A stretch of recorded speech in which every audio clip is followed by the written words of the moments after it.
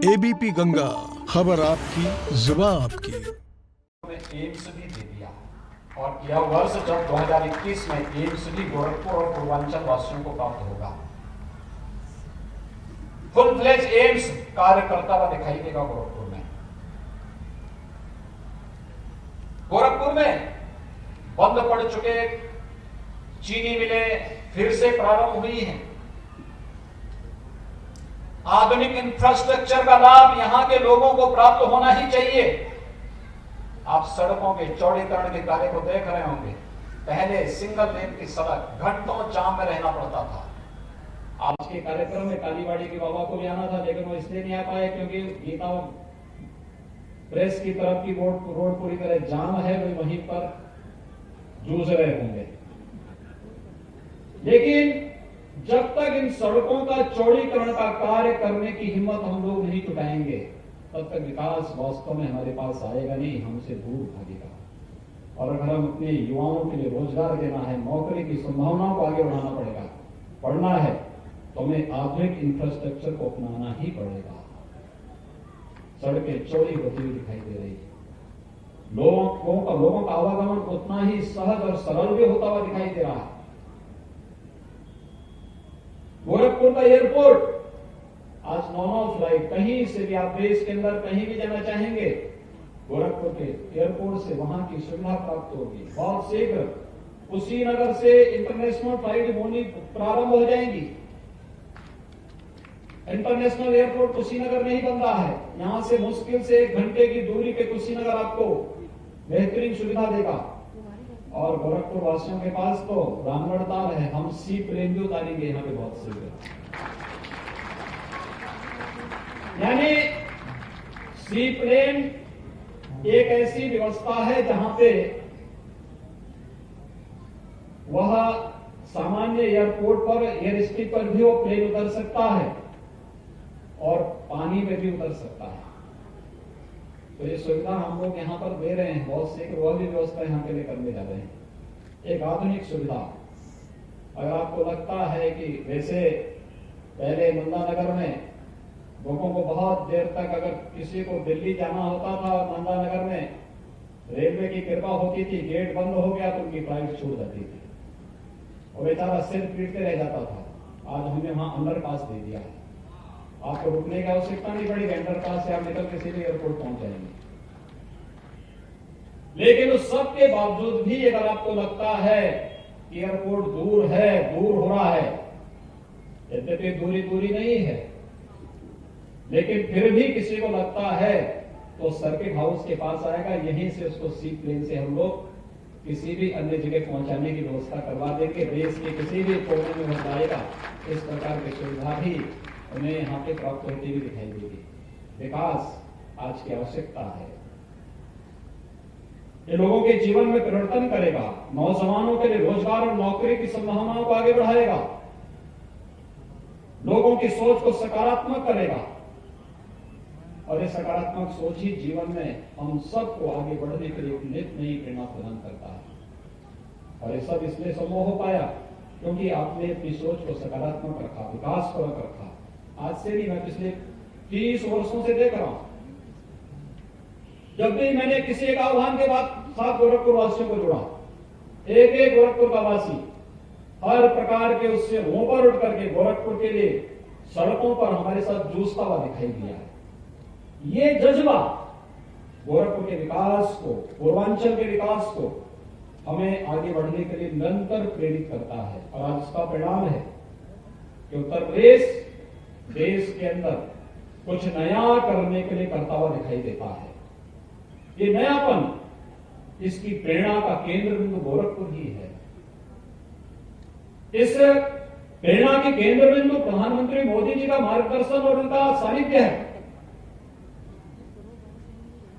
एक नई व्यवस्था के साथ हम लोग आगे बढ़ रहे हैं और परसों से जब 16 जनवरी से टीकाकरण का महाअभियान प्रारंभ होगा तो देश के अंदर दुनिया की सबसे बड़ी महामारी की पिछली सदी के सबसे बड़ी महामारी से कैसे जूझा भारत और कैसे हमने बेहतर परिवर्तन करके देश के सामने, दुनिया के सामने उदाहरण प्रस्तुत किया। भाइयों बहनों, यह अपने आप में एक मिसाल हो सकती है, लेकिन हमें आगे भी बचाव और सावधानी बरतते हुए इस कार्यक्रम को आगे बढ़ाना है। 2021 हमारे लिए बहुत महत्वपूर्ण है। 4 फरवरी 1922 में चौरी चौरा की ऐतिहासिक घटना घटित हुई थी। देश की आजादी की लड़ाई को इसने एक नया मोड़ दिया था। चौरी चौरा महोत्सव के कार्यक्रम को भी हमें आगे बढ़ाना है। पूरे प्रदेश के अंदर हर शहीद स्मारक पर कुछ न कुछ कार्यक्रम होंगे। हर एक स्तर पर हम लोग कुछ न कुछ नयापन देने का प्रयास करेंगे। अपने शहीदों को, अपने पूर्वजों का स्मरण करेंगे। मातृभूमि के लिए अपना सर्वस्व न्यौछावर करने वाले उन महापुरुषों के प्रति अपनी श्रद्धा और अपने समर्पण को व्यक्त करने के लिए सभी कार्यक्रम प्रदेश के अंदर चौरी चौरा से प्रारंभ करके प्रदेश के हर शहीद स्मारक पर इन कार्यक्रमों के आयोजनों को हमें जोड़ना है। इसके लिए व्यापक कार्य योजना राज्य स्तर पर भी बन रही है, जनपद स्तर पर भी तैयार हो रही है और स्तर पर इन कार्यक्रमों को बनाने के साथ ही आजादी की लड़ाई में जूझने वाले उन सभी महापुरुषों के का पुनस्मरण हमारी आने वाली पीढ़ियां कर सके, उन्हें पाठ्यक्रम का हिस्सा भी बनाया जाएगा। जिन्हें जानबूझ करके पाठ्यक्रमों से हटाने का अब तक प्रयास हुआ है, इस शरारतपूर्ण प्रयास को बेनकाब करते हुए हम अपने उन महापुरुषों को फिर से ससम्मान स्कूल कॉलेजेस के पाठ्यक्रम का हिस्सा भी बनाएंगे। ये सभी कार्यक्रम हमारे 2021 में प्रारंभ होने जा रहे हैं और गोरखपुर का मनोरंजन और ज्ञानवर्धन के लिए गोरखपुर का जू भी 2021 में ही प्रारंभ हो जाएगा।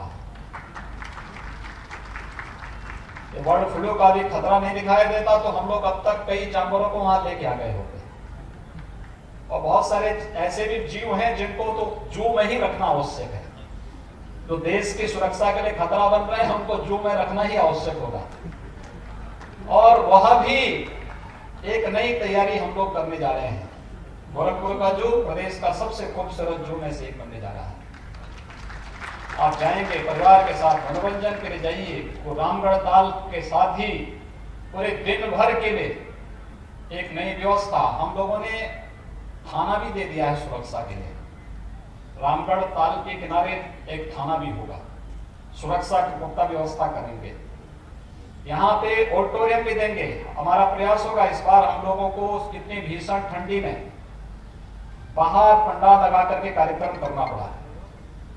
अगले वर्ष तक ऑडिटोरियम भी हम आपको एक अच्छा ऑडिटोरियम देने जा रहे हैं। हम लोग इसी सड़क पर यहीं पे बगल में ही है, बहुत आधुनिक ऑडिटोरियम। सांस्कृतिक कार्यक्रमों के साथ साथ गोरखपुर के विकास, पूर्वांचल के विकास की रूपरेखा उस ऑडिटोरियम के माध्यम से, वहां पे बने कॉन्फ्रेंस हॉल जो हैं उन सब के माध्यम से इस कार्यक्रम को हम आगे बढ़ाने का कार्य करेंगे। हर एक स्तर पर विकास की इस प्रक्रिया को नए सिरे से रेखांकित करने का जो प्रयास हुआ है, इसके साथ सकारात्मक रूप से हम सबका जुड़ाव होना चाहिए। ये महोत्सव उसी का हिस्सा है। गोरखपुर गौरव से आज बहुत कुछ हमारी विभूतियों को सम्मानित किया गया, जिन्होंने गोरखपुर का नाम अलग अलग फील्ड में देश के सामने, राज्य में, प्रदेश में और दुनिया के सामने रखने का प्रयास किया। व्यक्ति का प्रयास सकारात्मक होना चाहिए। ये सकारात्मक प्रयास इस बात को प्रदर्शित करेगा कि हां, मैं भी इस विकास का, मैं भी इस कार्यक्रम का हिस्सा हूं और ये सकारात्मक प्रयास ही निरंतर हमें एक नित नई प्रेरणा प्रदान करता है। और ये जो कार्यक्रम आगे बढ़े हैं, इन महानुभावों का सम्मान उसी का ही हिस्सा है। देश अलग अलग फील्ड में बहुत नाम थे। कुछ लोगों को इस बार सम्मान किया गया, कुछ लोगों को अगली बार सम्मान होगा। मैंने तो इस बारे में प्रशासन से कहा है, एक सूची तैयार करिए और गोरखपुर गौरव के नाम पे 5-7 10 ऐसे लोगों को हर वर्ष चिन्हित करिए, अलग अलग फील्ड में। किसी ने कृषि के क्षेत्र में, किसी ने स्पोर्ट्स के क्षेत्र में, किसी ने रोजगार के क्षेत्र में, किसी ने यहाँ पे उद्यम स्थापित करने में, किसी ने कला के क्षेत्र में, किसी ने संस्कृति के क्षेत्र में, किसी ने विज्ञान के क्षेत्र में, किसी ने शिक्षा के क्षेत्र में, जीवन के जिस भी फील्ड में जिसमें देश के अंदर लोक मंगल की कामना जिसके माध्यम से जागृत हो सकती हो, लोक मंगल और लोक कल्याण का मार्ग जहां से प्रशस्त हो सकता हो, ऐसे जिस भी फील्ड में जिसने काम किया है, ऐसी महान विभूतियों को हम लोगों को हमें करना चाहिए। अलग अलग फील्ड में, किसी ने पत्रकारिता के क्षेत्र में किया होगा, किसी ने वकालत के क्षेत्र में काम किया होगा, वह भी तो लोक कल्याण के ही माध्यम है। किसी ने जन सेवा के क्षेत्र में किया होगा, किसी ने और भी अन्य अलग अलग फील्ड है।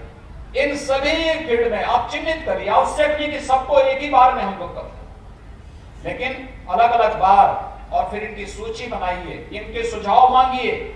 जब आप उनको मंच पे लाते हैं तो उनका परिचय भी कीजिए, केवल नाम ही मत बताइए, ये भी बताइए किस फील्ड की विभूति है, क्या इन्होंने काम किया है, तो उनका परिचय भी वहां पर दिया जाना चाहिए, जिससे जनता जनार्दन को जानकारी मिल सके और बहुत सारी नई आने वाली पीढ़ी को इससे प्रेरणा भी प्राप्त होकर के वे भी उसके अनुरूप बनने का कार्य कर सकें। यह एक नया प्रयास प्रारंभ हुआ है और मुझे बहुत प्रसन्नता है कि इस बार प्रशासन ने अपने स्तर पर यहाँ पर कुछ सूची तैयार की।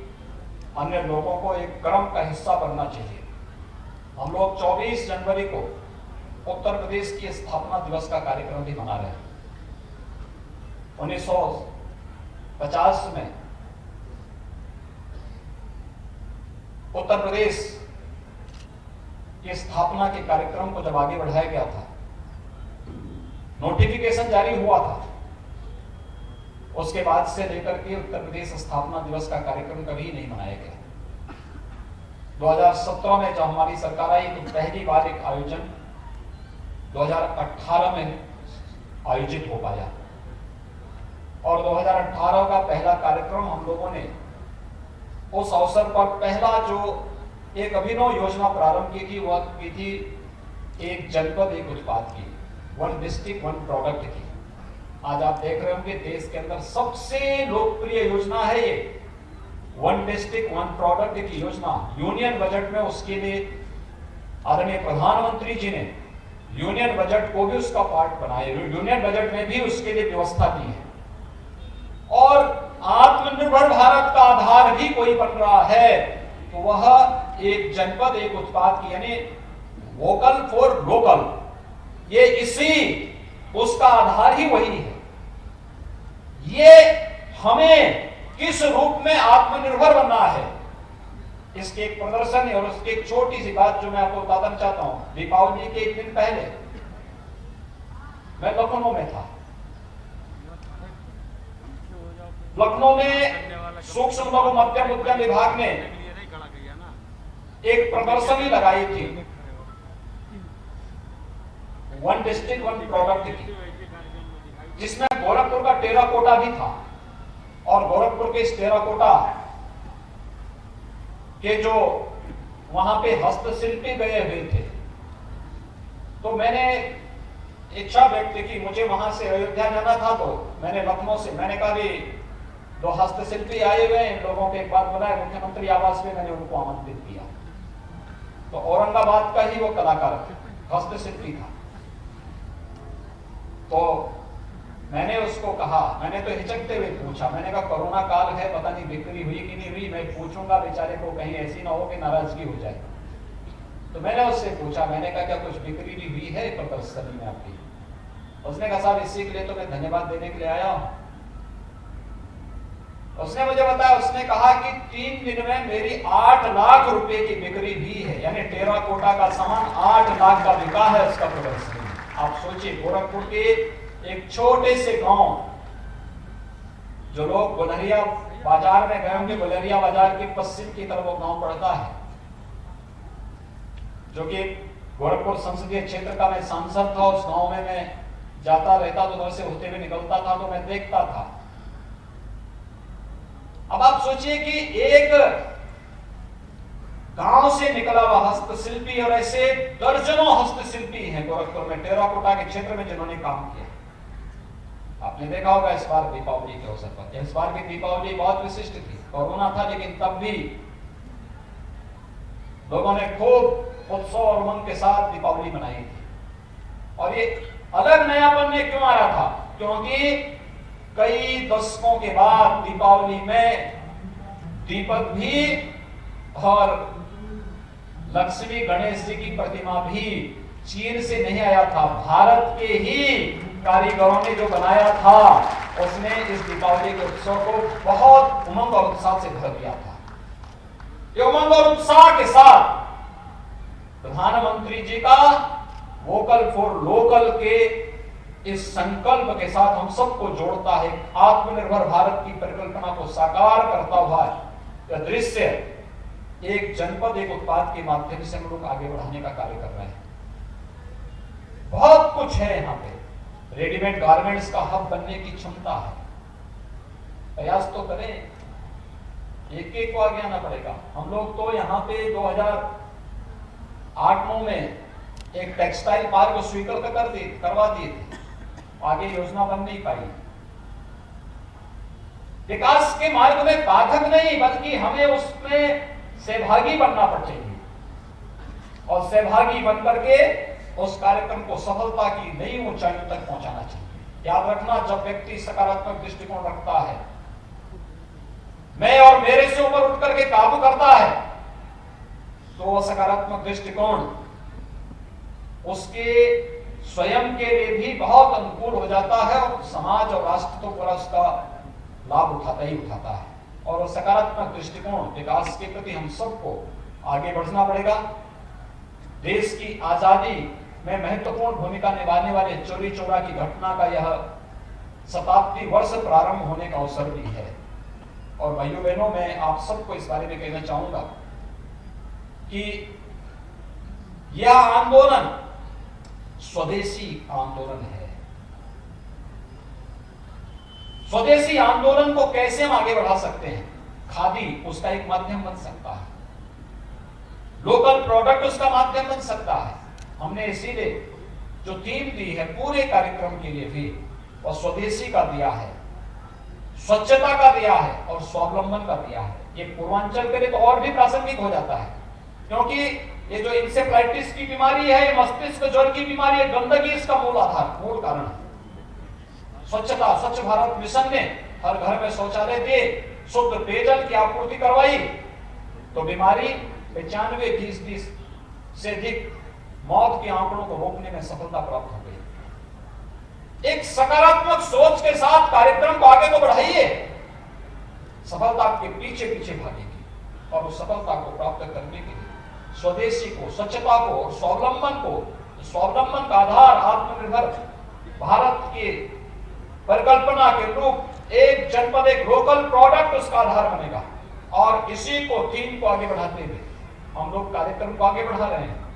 मैं धन्यवाद दूंगा आयोजन समिति से जुड़े हुए सभी लोगों को, अभिनंदन करता हूं। गोरखपुर गौरव से सम्मानित होने वाले जितने भी हमारे यहाँ मेहमान जो विभूतियां हैं, जिनको आज इस मंच पर सम्मानित किया गया है, उन सब का मैं हृदय से अभिनंदन करता हूं।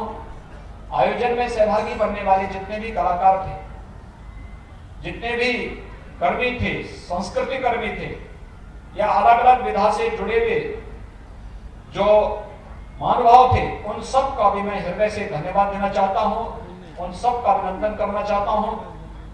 गोरखपुर के जनप्रतिनिधियों, जिनकी सकारात्मक भूमिका के कारण यहाँ का प्रशासन इस कोरोना कालखंड में और भीषण शीतलहर के बीच इतना भव्य और दिव्य कार्यक्रम को यहाँ पर आज संपन्नता की ओर अग्रसर कर रहा है, क्योंकि कार्यक्रम जल्दी संपन्न हो, कल बाबा गोरखनाथ को खिचड़ी भी चढ़ाने के लिए सभी लोग जाएंगे। और इसीलिए हम लोग भी इसकी तैयारी में मैं स्वयं भी आया हूँ कि व्यवस्था देख सकूं, कार्यक्रम को आगे बढ़ा सकूं।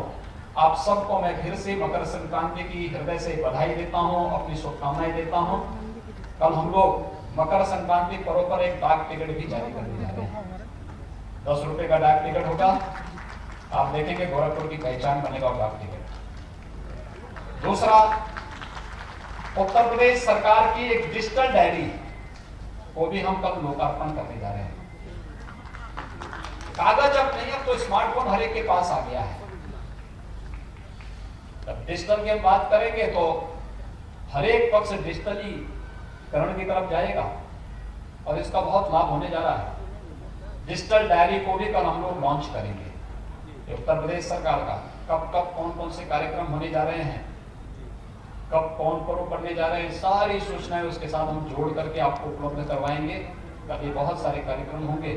मैं एक बार फिर से आप सभी का गोरखपुर महोत्सव को सफलतापूर्वक संपन्न करने के लिए हृदय से बधाई देते हुए एक आपको सभी को मकर संक्रांति की मंगलमय शुभकामनाएं देता हूं और विश्वास व्यक्त करता हूं कि हम कोरोना के खिलाफ देश की इस लड़ाई को मजबूती के साथ आगे बढ़ाने के लिए आदरणीय प्रधानमंत्री जी के प्रति आभार व्यक्त करते हुए हम लोग मजबूती के साथ इस लड़ाई को आगे बढ़ाएंगे और अपनी बारी का इंतजार जरूर करेंगे। वैक्सीन लगाने के लिए हड़बड़ी नहीं करेंगे, छीना झपटी भी नहीं करेंगे। जब जिसको जहां बुलाया जाए वे ही केंद्र में जाएंगे। अनावश्यक भीड़ नहीं, उतावलापन भी नहीं। ये मान के चलिए सबकी बारी आएगी, लेकिन उतावलापन नहीं दिखाना है। जब देश के प्रधानमंत्री जी स्वयं मार्गदर्शन कर रहे हो तो फिर कोई उतावलापन नहीं, कोई अव्यवस्था नहीं। जब हमारी बारी आएगी तभी हम वैक्सीन लगाएंगे और उस बारी के साथ जोड़ करके कोरोना के खिलाफ देश की लड़ाई को मजबूती के साथ आगे बढ़ाएंगे। इस विश्वास के साथ आप सबको मेरी हृदय से बधाई और शुभकामनाएं। धन्यवाद। जय हिंद।